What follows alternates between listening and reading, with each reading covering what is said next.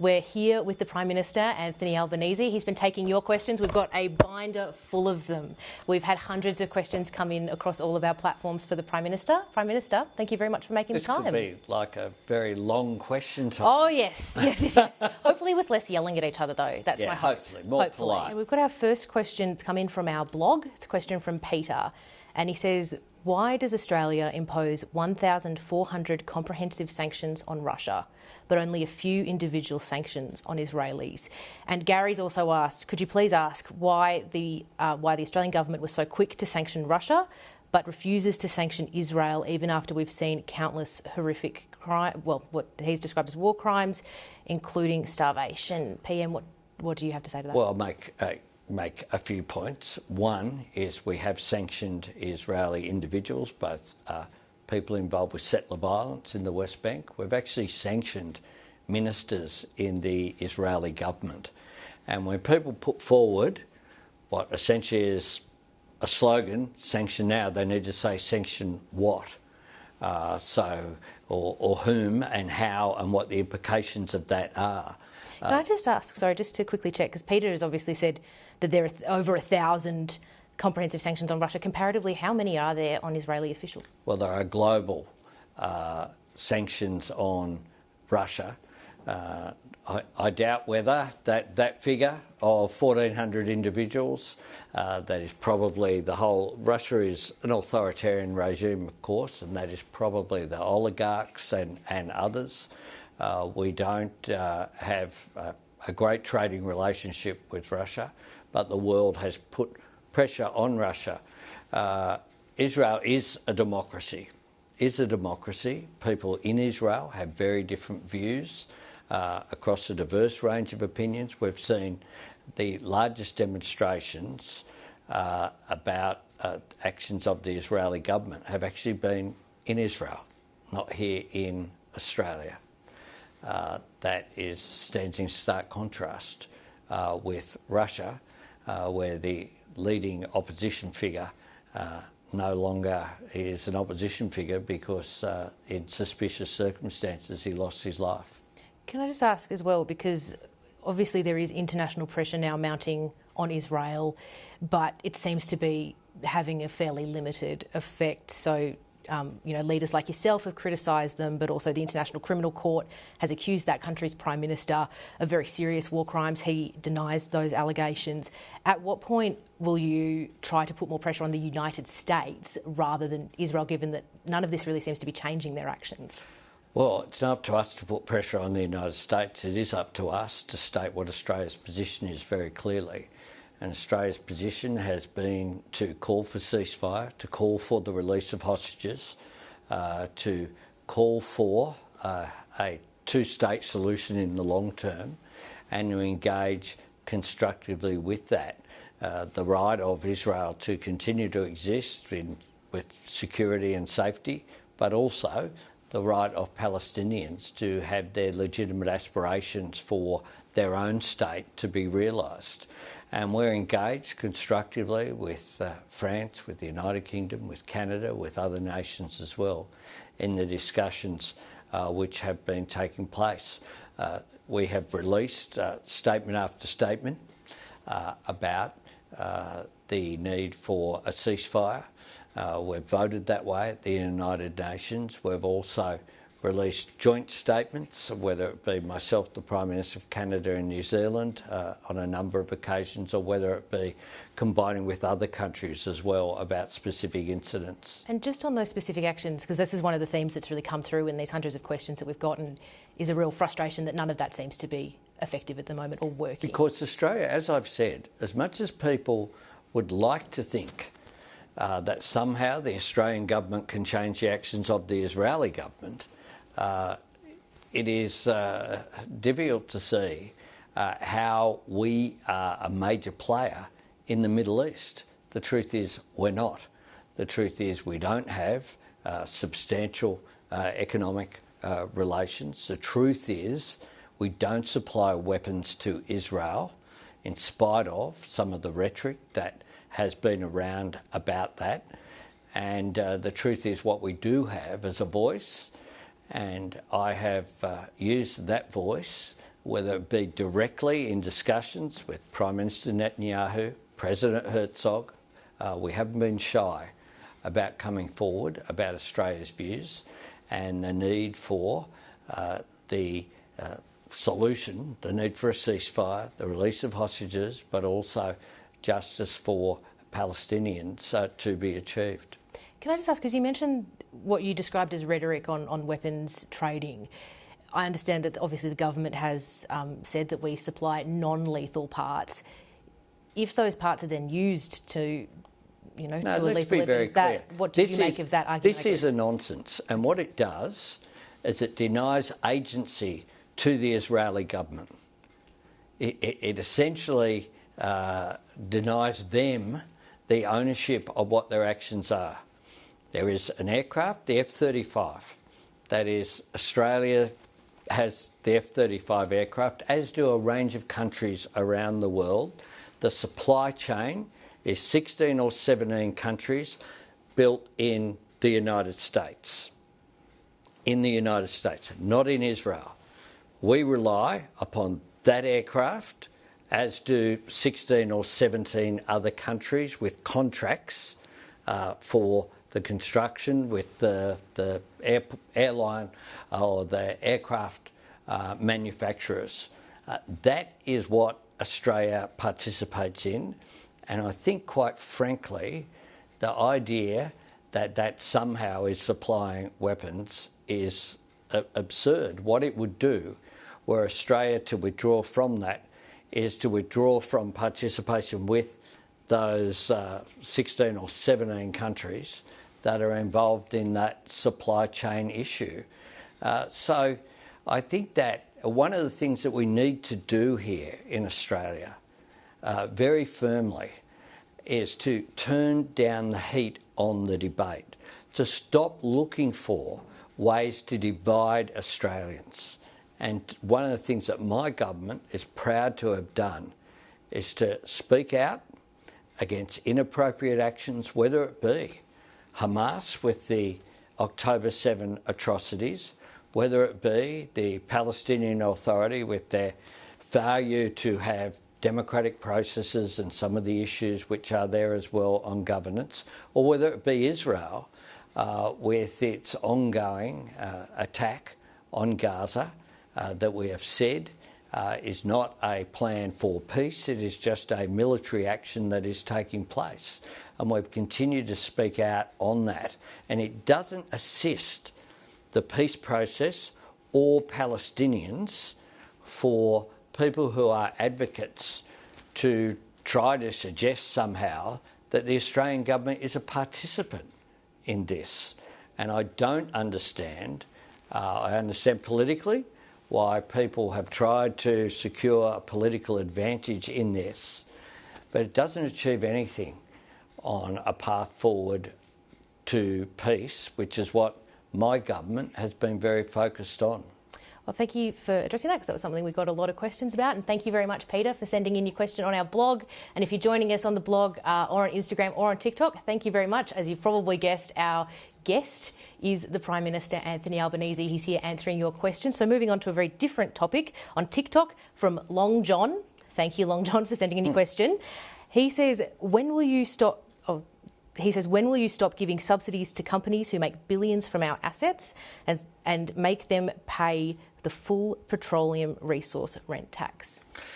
Well, we have actually changed the PRRT, and we changed it to produce more revenue earlier, and that's a change that we put through just 2 years ago.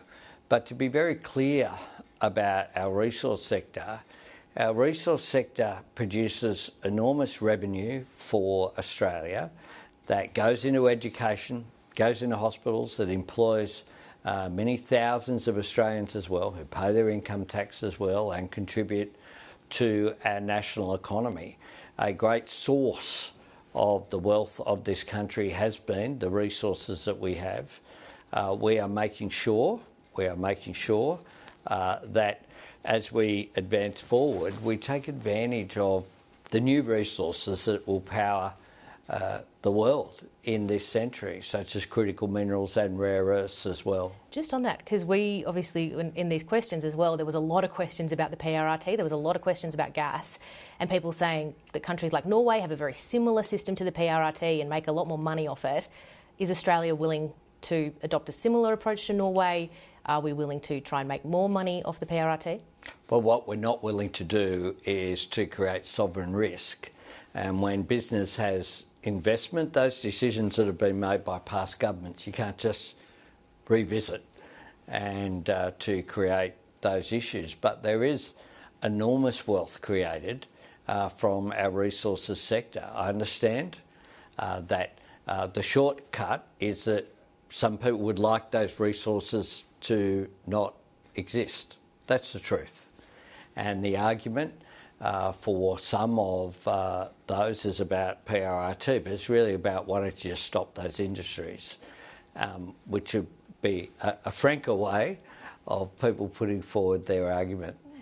And on something entirely different, and by the way, you're joining us here on TikTok, Instagram and our live blog with our interview with the Prime Minister Anthony Albanese. I'm Claudia Long, one of our political journalists at the ABC. And we've got a question from Instagram. It's from Emmeline. She says, are you going to introduce Commonwealth PRAC payments for more health professions, for example, students studying dentistry, psychology, speech therapy and pharmacy, who feel like they have been left out of the government's current program? That's an interesting question. Is it a live question for your government? Well, I'm not making budget commitments during this blog based upon Instagram, but I understand where that's coming from. We have introduced paid prac for the first time for students who are studying teaching, nursing, and social welfare and midwifery as well. Something you're considering expanding?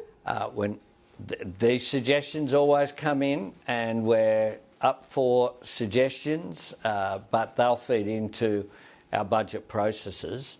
But paid prac has just begun this financial year, and certainly it will make a difference.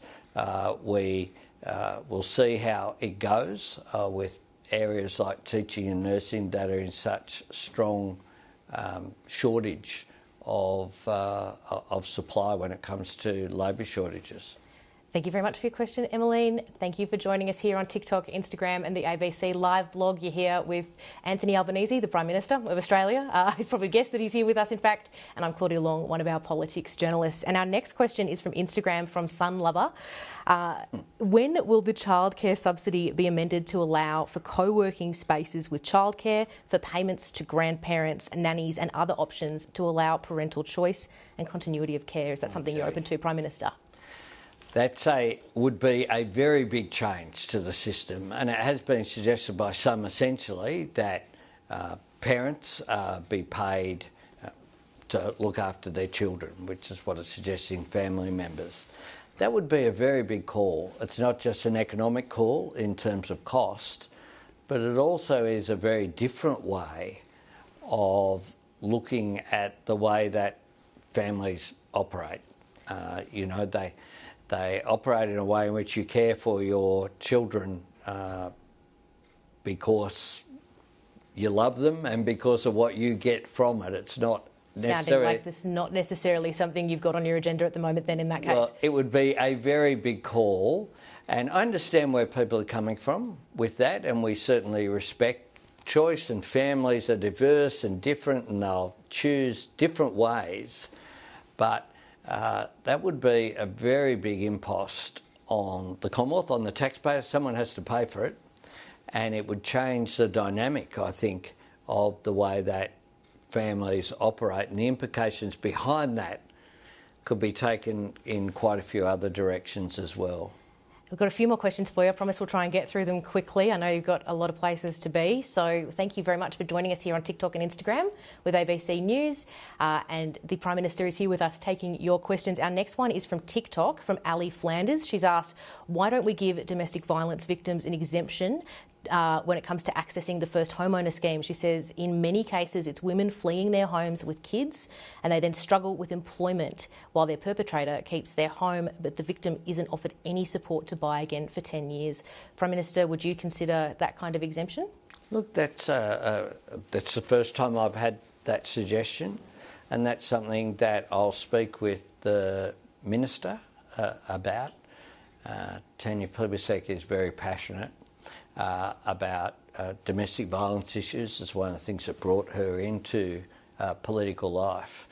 And also Claire O'Neill as the Housing Minister. We, of course, have just made a big change of just 5% deposits for people wanting to get into home ownership. We want to see more people have that opportunity as well. Just back to domestic, family and gendered violence, if that's all right, Prime Minister. Sure. We've got a lot of questions on this, as you can imagine. It's obviously something that people are really concerned about.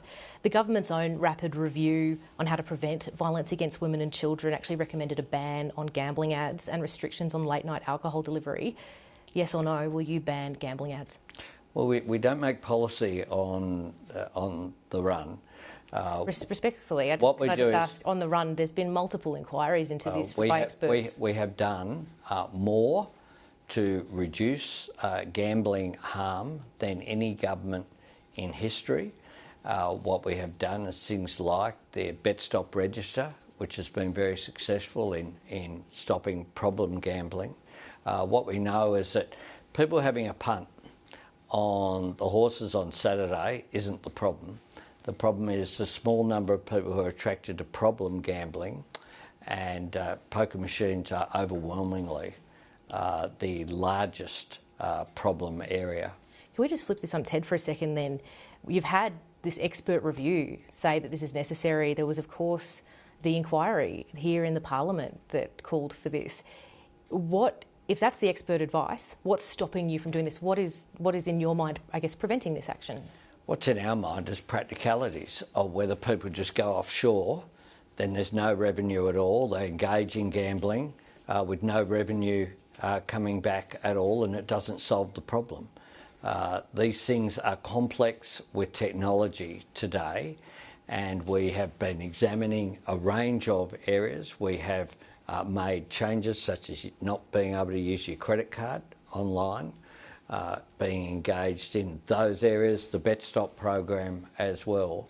When it comes to domestic and family violence, 10 days family and domestic violence leave is something that my government, one of the first things that we did when we came into office, that's made an enormous difference. Single parenting payment, making sure that that's available until a child turns the age of 14, arose from the Ann Summers review that she did and the work that she did at the University of Technology, Sydney.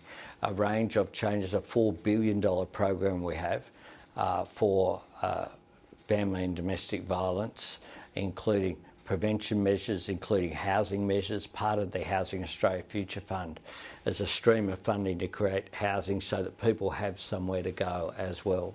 Thank you very much for your question, Ali. Now, that's almost all we have time for, but I'm going to cheekily squeeze in one more because I know you've got places to be, but I've got one more question for you, and it's come in from our Instagram.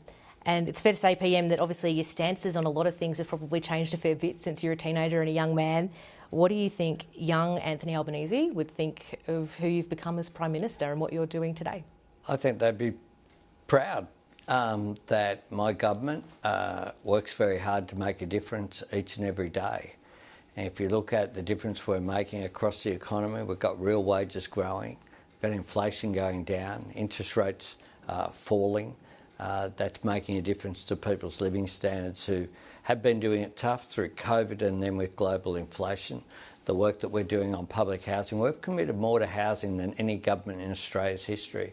The work we're doing on cheaper childcare, gender pay equity as well, increasing wages as a proportion of the national economy, taking action on climate change, restoring our position and our sovereignty with our engagement in the world as well, including with our Pacific neighbours and in Asia as well. You know, we try to make a difference each and every day. The job of reform is never done, but it's a matter of doing what you can and bringing Australians with us on the journey of change as well. A young Anthony was raised by a mum who understood the difference that a Labor government can make, in particular in health. And as a single parent, and I'm proud of the difference that we've made in those two areas as well. Thank you very much for your time today, especially on such a busy day. Look, there's so much here that you just mentioned and in this folder that we could have gone to. Thank you very much for sending in your questions on ABC News' Instagram, TikTok and blog. Please join us next week on the 3rd of September. We're going to be speaking to the Prime Minister's counterpart, Opposition Leader Susan Lee. But for now, thank you very much, Prime Minister. Thanks very much for the engagement.